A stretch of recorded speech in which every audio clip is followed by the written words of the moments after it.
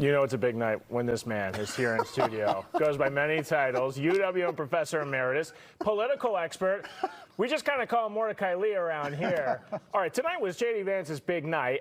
How did he do, Mordecai? I think he did very well. He did what he needed to do. He had to explain himself to who he was. He had to introduce himself to America. And he supported the candidate. But he said some things that you don't expect a Republican to say. For example, he took on Wall Street. He said, "We are done catering to Wall Street." Now, when have we heard a Republican say that at a Republican convention? And he talked about, who are we fighting for? We're fighting for the auto worker and the factory worker. I thought the same thing. You would hear the same thing coming out of a Democrat's voice. I think this is an indication of how the Republican Party is changing. It wants to be the party of the blue-collar working class. And he had a shot about we're not going to be in the pocket of big business. He's attacking big business. You'd expect that from a Democrat. And he talked about the elites who are running the country, saying those are the Democrats who are running the country. So it's a different kind of Republican philosophy. When Donald Trump won the White House, he did very well with the blue-collar workers in the Midwest. And we heard Wisconsin mentioned a lot tonight in the speech. He was picking out this vice presidential nominee, some of these swing states. It was very calculated in who he was trying to talk to on the TV. You know, in Wisconsin, we're not used to getting so much attention, but you could almost literally say that we in Wisconsin, along with Pennsylvania and Michigan, we're going to elect the next president. And so the Wisconsin voter is very important to them. He didn't mention any other states except for those three. Yeah.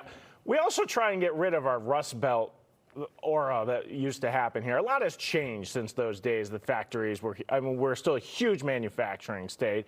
But you think Democrats will work towards, hey, we're not this terrible state with no jobs and, you know?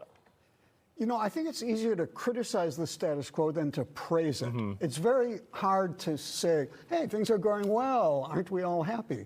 That's not a good political message. So I think the attack lines by the Republicans are much, much more effective.